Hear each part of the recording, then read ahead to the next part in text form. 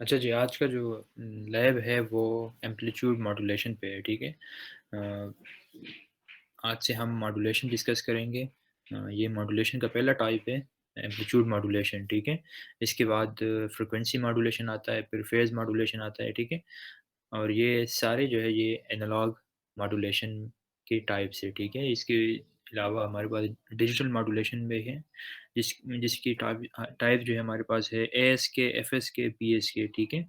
लेकिन इस कोर्स में आप मेनली जो डिस्कस करेंगे वो एनालॉग मॉड्यूलेशन डिस्कस करेंगे, जिसमें सबसे पहला टाइप एम्पलीट्यूड मॉड्यूलेशन है। क्या है इसका मतलब क्या है कि हम हायर फ्रीक्वेंसी की तरफ जा रहे हैं, ठीक है? लेकिन अगर आप देख लें तो ऑडिबल जो वॉइस होता है वो इसका रेंज कितना होता है फ्रॉम 20 हर्ट्ज़ टू 20 किलोहर्ट्ज़। हम जितना भी कोशिश कर लें 20 किलोहर्ट्ज़ से हम आगे नहीं जा सकते, ठीक है? तो 20 किलोहर्ट्ज़ से आगे नहीं जा सकते, इसका मतलब है कि अगर हम लेट्स सपोज़ 20 किलोहर्ट्ज़ का सिग्नल हम बहुत ज़्यादा आवाज़ तेज़ कर लें, फ्रीक्वेंसी ज़्यादा कर लें अपनी आवाज़ की, ठीक है? और 20 किलोहर्ट्ज़ तक हम पहुँच जाए। अब उसको फिर हमने क्या करना है, ट्रांसमिट करना है, एक दूसरी जगह तक पहुँचाना है, दूर दूर तक पहुँचाना है। तो इसके लिए फिर हम क्या करते हैं, हम दूर तक किसी भी चीज़ को पहुँचाने के लिए, किसी भी सिग्नल को पहुँचाने के लिए हम क्या करते हैं, एंटीना का यूज़ करते हैं, ठीक है? तो लेट्स सपोज़ अगर मैंने अपनी आवाज़ की फ्रीक्वेंसी इतनी बढ़ा दी, 20 किलोहर्ट्ज़ तक मैं पहुँच गया और इसके बाद मैं उसको एंटीना के थ्रू ट्रांसमिट करना चाहता हूँ, तो मुझे तकरीबन 3.75 किलोमीटर का एंटीना चाहिए होगा उस 20 किलोहर्ट्ज़ सिग्नल को ट्रांसमिट करने के लिए, जो कि नियरली इम्पॉसिबल है। 3.75 किलोमीटर का कोई एंटीना आपने अभी तक नहीं देखा होगा, ठीक है? तो इसलिए हम फिर क्या करते हैं, हम तो लेट्स सपोज़ मैंने एग्ज़ाम्पल दे दिया था कि अगर मैं अपनी आवाज़ की फ्रीक्वेंसी इतनी बढ़ा दूँ 20 किलोहर्ट्ज़ तक मैं पहुँच गया, जो कि पीक रेंज है, उससे आगे फिर हम अपनी ऑडिबल आवाज़ को हम उससे आगे नहीं लेके जा सकते। तो उसको अगर मैंने फिर ट्रांसमिट करना है थ्रू एंटीना, तो मुझे 3.75 किलोमीटर का एंटीना चाहिए होगा, जो कि नियरली इम्पॉसिबल है, ठीक है? हम 3.75 किलोमीटर का कोई एंटीना आपने अभी तक नहीं देखा होगा। तो इसलिए फिर हम क्या करते हैं, हम अपने उस सिग्नल को जो मैं बातें अभी कर रहा हूँ, इसको हम क्या करते हैं, इसको हम मॉड्यूलेट कर लेते हैं। मॉड्यूलेट मीन इसको हम हायर फ्रीक्वेंसी रेंज में लेके चले जाते हैं, ठीक है?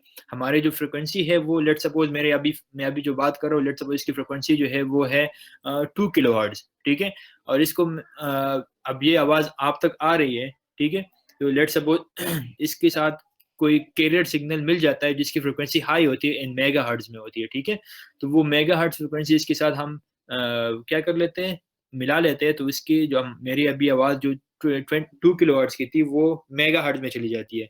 अब उसको अगर मेगाहर्ट्ज़ में अगर कोई सिग्नल है, उसको फिर आपने ट्रांसमिट करना है, तो इसके लिए आपको फिर एंटेना की साइज़ जो है ना बहुत कम आपको चाहिए होगा, एंड मीटर आपको चाहिए होगा। मीटर में एंटेना बनाना आसान है एज़ कम्पेयर टू किलोमीटर, ठीक है?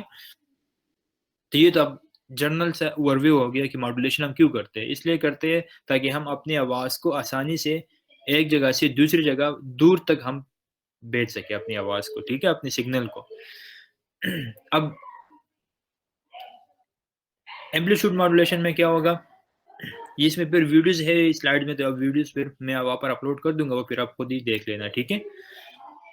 एम्पलीट्यूड मॉड्यूलेशन क्या है?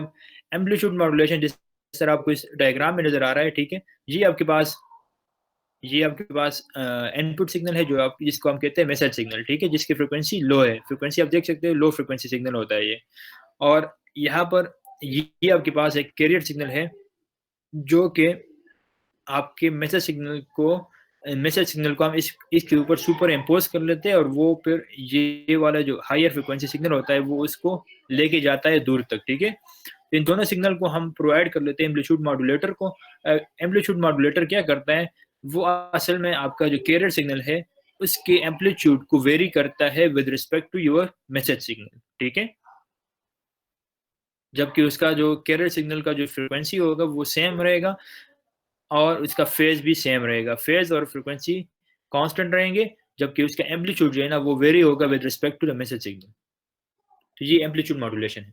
अब अगर इसको हम एक्सप्लेन करते हैं, तो amplitude modulation is a modulation technique used in electronic communication, most commonly for transmitting information via a radio carrier wave.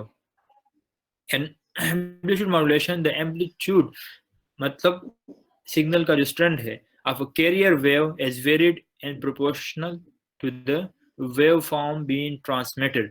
आपका ये जो वेवफॉर्म बनेगा इसको फिर हम क्या करते हैं आगे एंटेना को प्रोवाइड करते हैं और एंटेना क्या करता है इसको ट्रांसमिट करता है.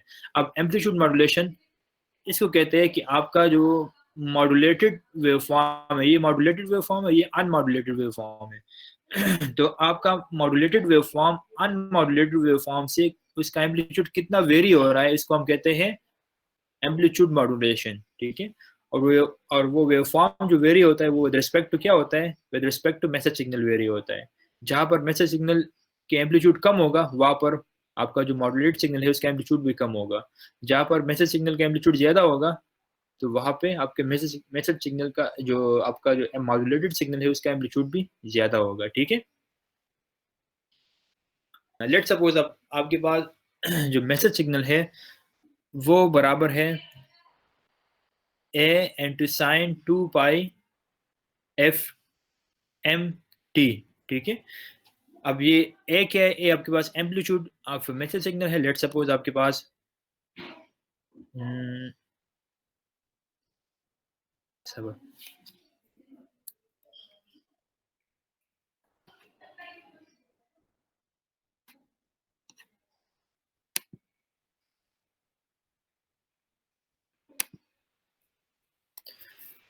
a आपके पास क्या है, a आपके पास amplitude of the message signal है. ठीक है.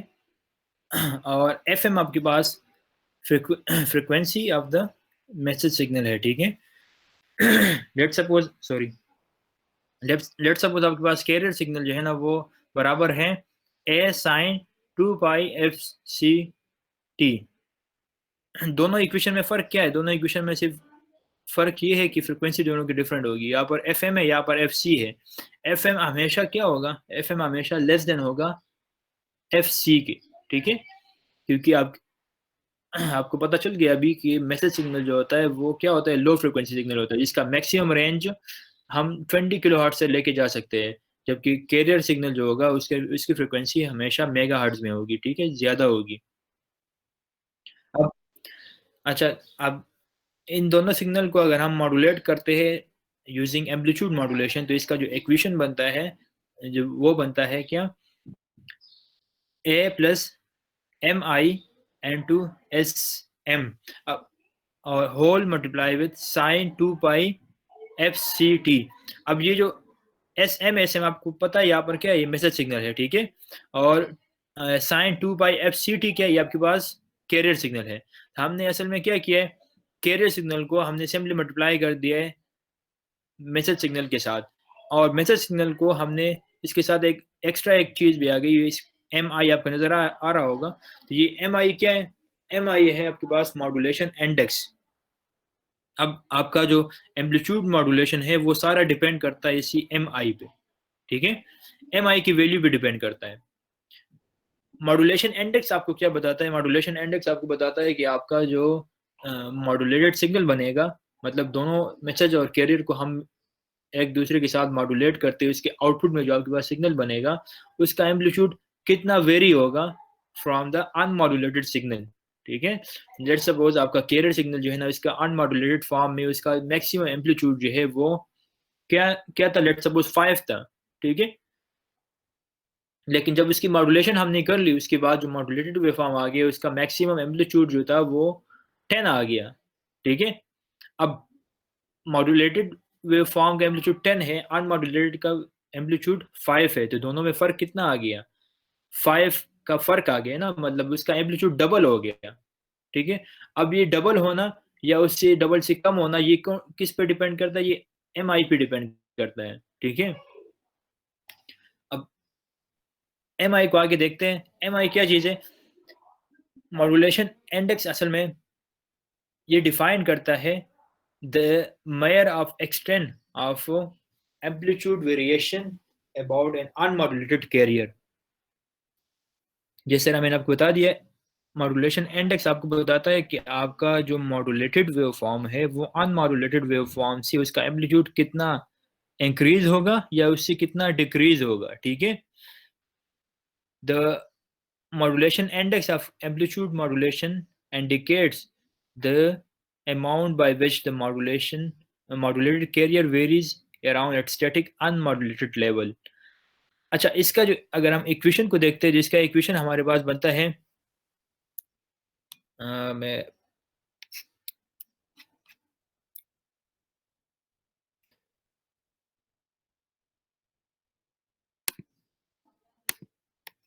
एक इसका इक्वेशन जो है हमारे पास बनता है, let's suppose M I is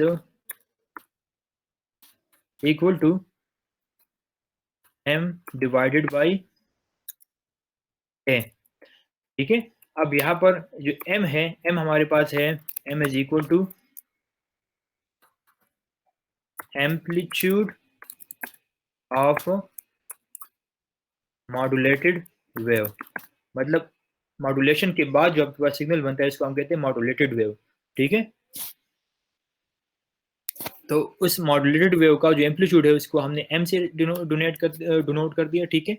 और ए जो आपके पास है वो है एम्पलीट्यूड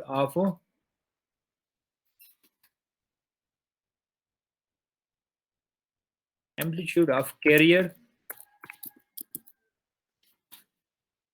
सिग्नल, ठीक है।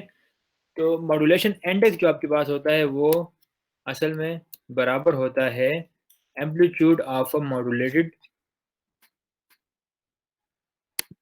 Signal divided by amplitude of carrier signal, ठीक है।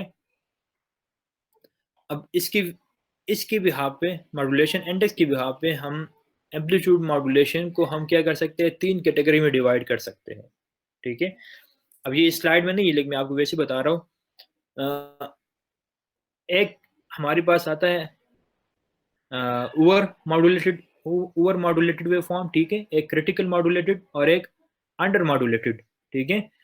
अब लेट सपोज अगर आपकी जो मॉड्यूलेशन इंडेक्स है इसकी वैल्यू 1 से ग्रेटर हो, ठीक है, तो उस केस में क्या होगा, आपका जो आउटपुट मॉड्यूलेटेड वेव फॉर्म आएगा तो वो उसको हम कहेंगे ओवर मॉड्यूलेटेड वेव फॉर्म, ठीक है, ओवर मॉड्यूलेशन उसमें होगी।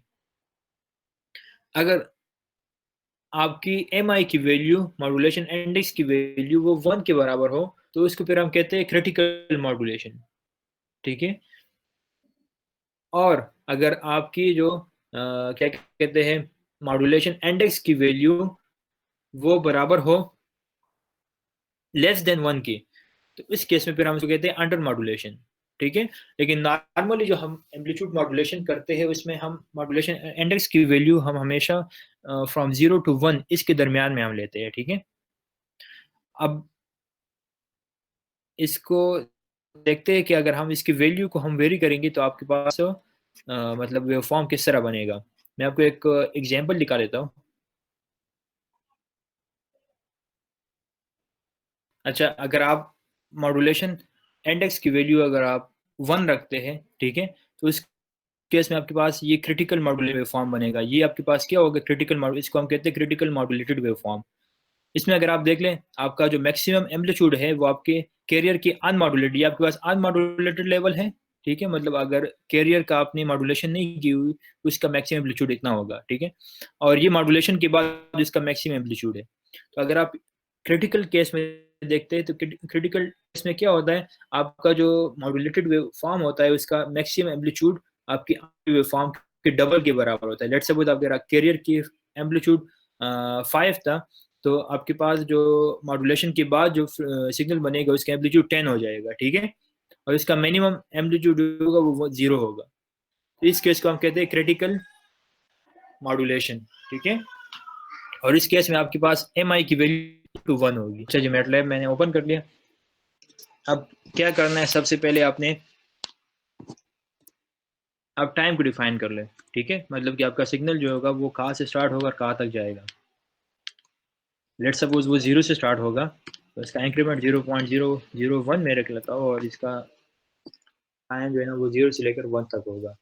इसके बाद हम क्या करते हैं, कैरियर और मैसेज सिग्नल की फ्रिक्वेंसी को डिफाइन करते हैं। तो कैरियर की मैसेज सिग्नल की फ्रिक्वेंसी लेट सपोज हम इसको किस वेरिएबल में सेव करते हैं, एफएम में स्टोर करते हैं, ठीक है। 2 पाई एफ, ये मैसेज सिग्नल है इसलिए हम इसमें यहाँ पर फ्रिक्वेंसी कौन सी लिखते हैं, एफएम हम लिख लेते हैं, ठीक है। Into t. तो अगर आप यहाँ पर देख ले, हर एक वेरिएबल डिफाइन है। ए हमने पहले से डिफाइन किया हुआ है, एफ एम हमने पहले से डिफाइन किया हुआ है, और टी भी हमने डिफाइन किया हुआ है, ठीक है। तो होपफुली यहाँ पर कोई एरर हमें नहीं मिलेगा। अब यहाँ पर हम क्या करते हैं, सब प्लॉट यूज करते हैं। सब प्लॉट हमें क्या करके देता है, ये असल में एक ही विंडो में अगर हमने मल्टीपल प्लॉट लेके आना है तो हम फिर उसके लिए क्या करते हैं, सब प्लॉट यूज करते हैं, ठीक है।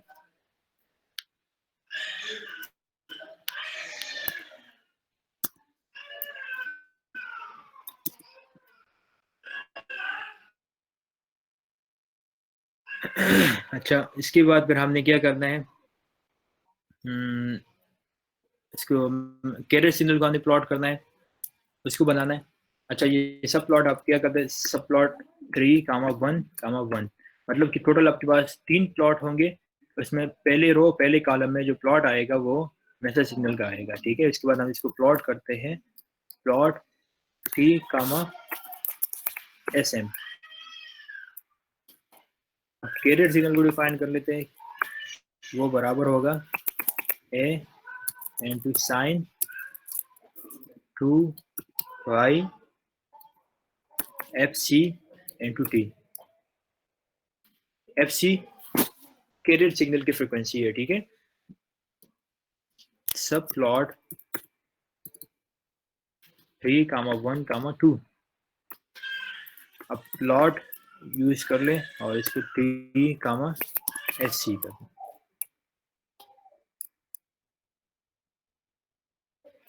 ये आपके पास कैरियर सिग्नल भी आ गया, ठीक है। अब इसके बाद हमने एम सिग्नल को डिफाइन करना है, ठीक है। तो वो अगर आपको इक्वेशन याद हो तो वो किसके बराबर था, वो बराबर था ए आपका एम्पलीट्यूड था plus m into message signal, ठीक है। और यहाँ पर multiply with sine 2 FC t. तो ये उसका इक्वेशन था, ठीक है।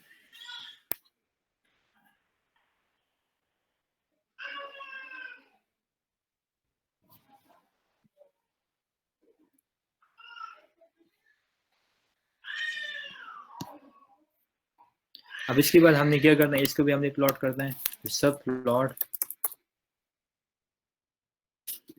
3, 1, 3, ठीक है। और प्लॉट T, AM, ये आ गया। तो ये आपके पास क्या है, आउट ऑफ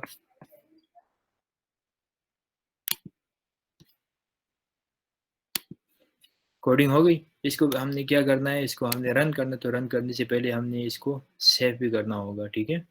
लेट सपोज मैं इसको नाम दे देता हूँ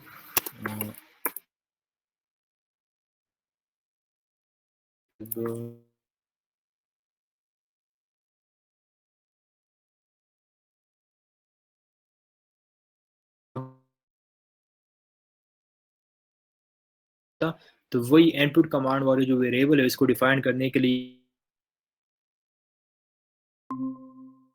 अब लेट्स सपोज अगर मैं क्या कर लेता हूँ, इसको मैं <1 कर लेता हूँ, ठीक है। तो इस केस में क्या बने, उस केस में आपके पास एनवलप सा बनेगा।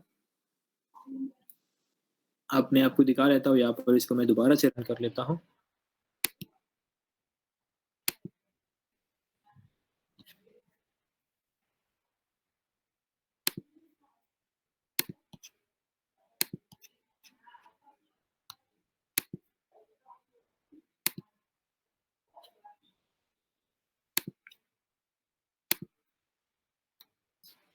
अच्छा, इसको मैं दोबारा से रन कर लिया। फ्रिक्वेंसी मैसेज की मैंने 100 रख दी, ठीक है। कि मैंने सॉरी, मैसेज की मैंने 10 रख दी, कैरियर की मैंने 100 रख दी, और मॉड्यूलेशन जो है ना वो मैंने लेट सपोज 0.5 रख दी है, मतलब अंडर मॉड्यूलेशन हम कर रहे हैं, ठीक है। अब इस केस में क्या होगा, आपका जो मॉड्यूलेटेड सिग्नल बनेगा उसका एम्पलीट्यूड 7.5 आएगा। उसको देखते हैं 7.5 आया हुआ है कि नहीं आया हुआ, ठीक है। चलिए अगर आप देख लें,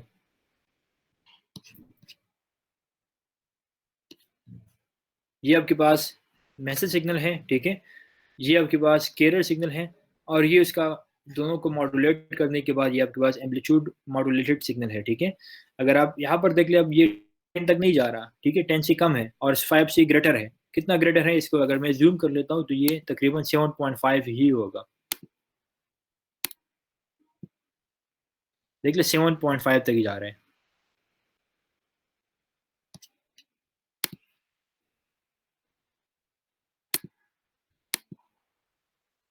7.1 समथिंग जा रहा है, 7.5 तक ही जा रहा है, ठीक है? तो ये हमारे पास क्या है अब, ये हमारे पास अब अंडर मॉड्यूलेशन है, ठीक है? अब अगर हम क्या करते हैं, अब अगर हम ओवर मॉड्यूलेशन केस की तरफ जाते हैं, ओवर मॉड्यूलेशन में क्या होगा, आपकी मॉड्यूलेशन इंडेक्स की वैल्यू ग्रेटर देन 1 होगी, ठीक है? अगर ओवर मॉड्यूलेशन के केस में जाते हैं तो वहाँ पर क्या होगा, आपके पास फेज में 180 डिग्री शिफ्ट आएगा और वहाँ पर आपके पास इंफॉर्मेशन लॉस होने का खतरा है, ठीक है? तो लेट्स सपोज इसको मैं दोबारा से रन कर लेता हूँ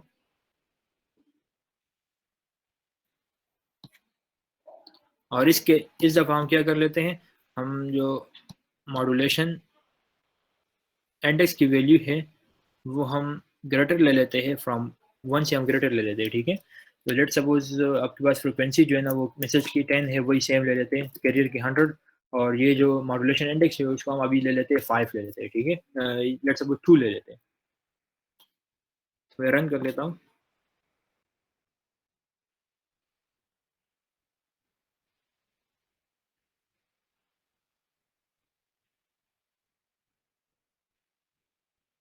अच्छा, तो अगर अभी आप देख लें, इस केस में क्या है, ये मैसेज ये कैरियर हो गया और ये आपके पास क्या कहते हैं, मॉड्यूलेटेड वेवफॉर्म आ गया। अब अगर आप यहाँ पर देख ले, ये जो पोर्शन आपको नजर आ रहा है, ये वाला पोर्शन, यहाँ पर आपके पास क्या हो रहा है, आपका इंफॉर्मेशन यहाँ पर लास्ट हो रहा है, ठीक है?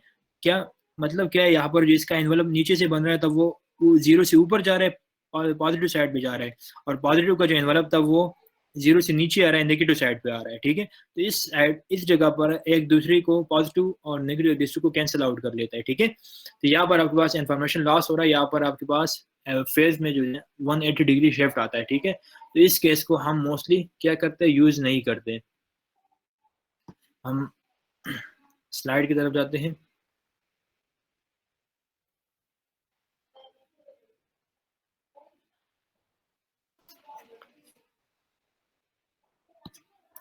तो ये आपके पास वही कोडिंग है, ठीक है? सबसे पहले हमने टाइम डिफाइन कर लिया, उसके बाद आपने एम्पलीट्यूड डिफाइन कर लिया, ये फ्रीक्वेंसी। जी, किसी को कोई क्वेश्चन है तो पूछ ले। ये आपके पास मॉड्यूलेशन इंडेक्स है। इसके बाद आपने क्या करना है, मैसेज सिग्नल को डिफाइन करना है, जो कि बराबर है A N two sine 2 pi F M T. इसको हमने प्लॉट कर दिया। उसके बाद कैरियर सिग्नल को हमने डिफाइन करना है, ठीक है? Carrier signal 2 pi F C T, मतलब कैरियर सिग्नल की फ्रिक्वेंसी आपने यहाँ पर लिख दी, ठीक है? इसके बाद वही एम्पलीट्यूड मॉड्यूलेशन की जो इक्वेशन है वो आपने यूज करना है और इसकी मदद से आपने एम्पलीट्यूड मॉड्यूलेटेड वेवफॉर्म अपने प्लॉट करना है, ठीक है? इसको रन करने के बाद आपके पास इस तरह वेवफॉर्म नजर आएंगे, जो आपको अभी मैंने दिखाया था। इस केस में हमने क्या किया, इस केस में हमने ओवर मॉड्यूलेशन लिया हुआ है। सॉरी, ओवर मॉड्यूलेशन का मतलब कि हमने मॉड्यूलेशन इंडेक्स की वैल्यू जो है ना वो 1 से ग्रेटर लिया हुआ है, ठीक है? तो आपके पास कुछ इस तरह वेवफॉर्म आपको शो होंगे, ठीक है?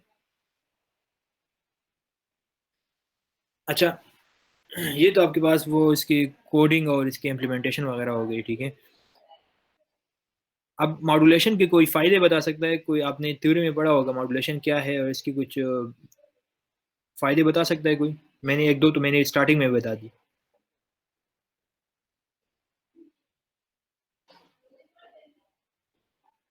आसान? Regina modulation, sir. जी, जी। सर सिग्नल में डिस्टरबेंस सर उसको अवॉइड कर देती है सर।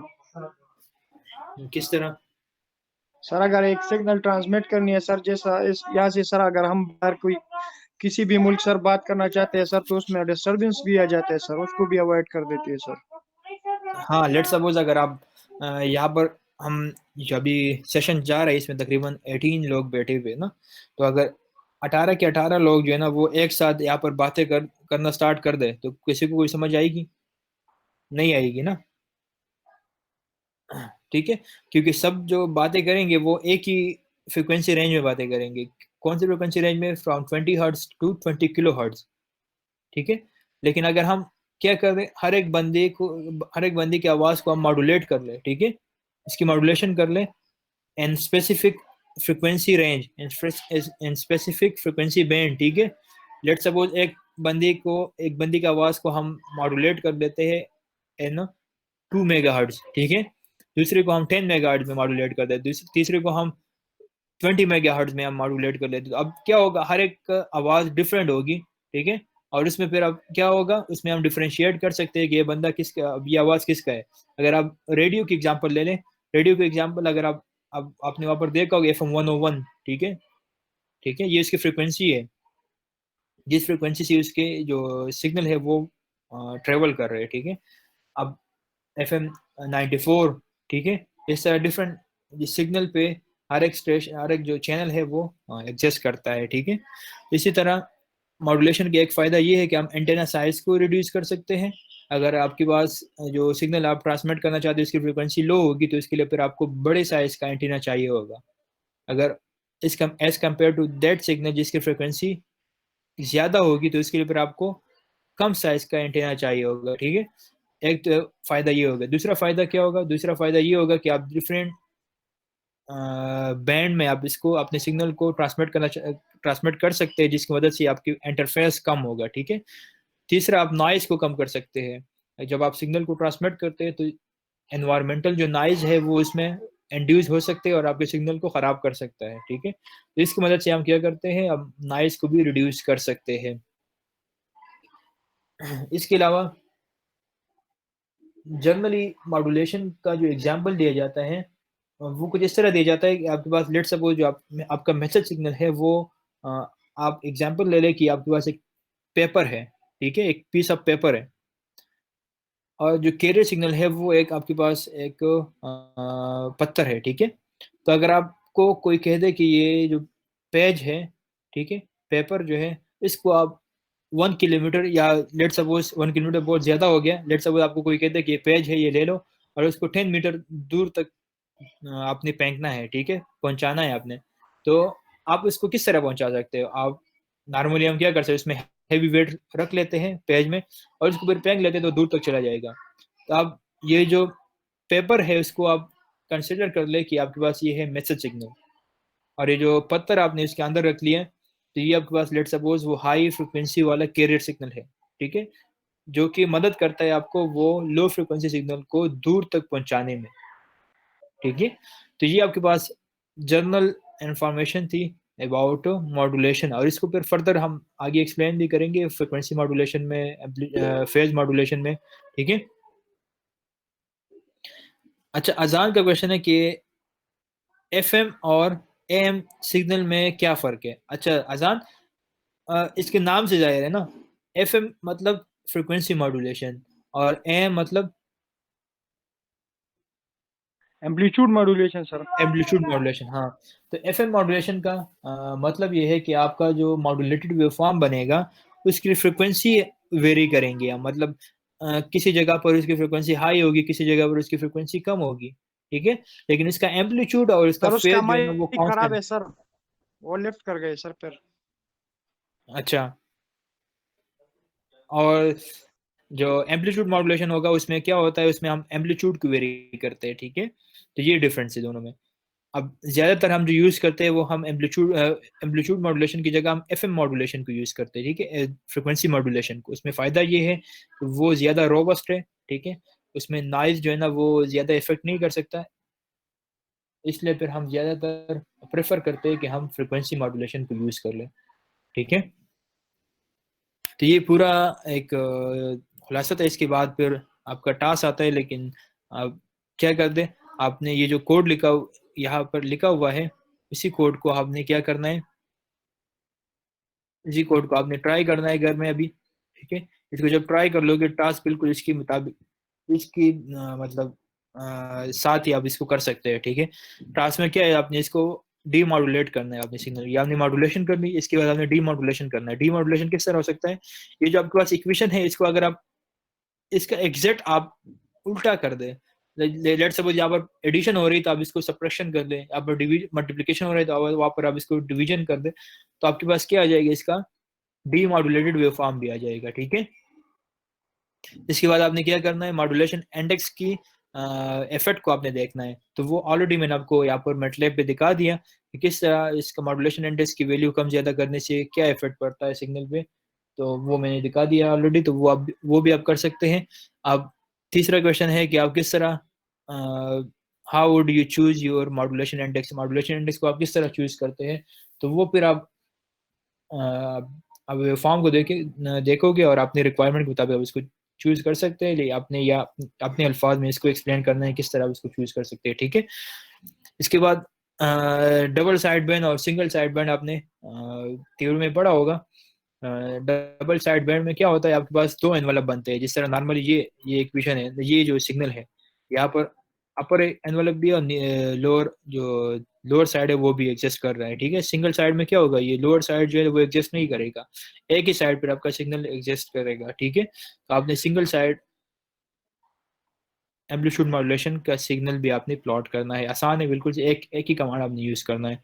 इसके बाद मेटलैब जो है ना, मेटलैब में आपको बिल्ट इन दो कमांड भी मिलते हैं, जिसकी मदद से आप क्या कर सकते हैं, एम्पलीट्यूड मॉड्यूलेशन परफॉर्म कर सकते हैं, एम्पलीट्यूड मॉड्यूलेशन या उसका डी मॉड्यूलेशन आप परफॉर्म कर सकते हैं, ठीक है।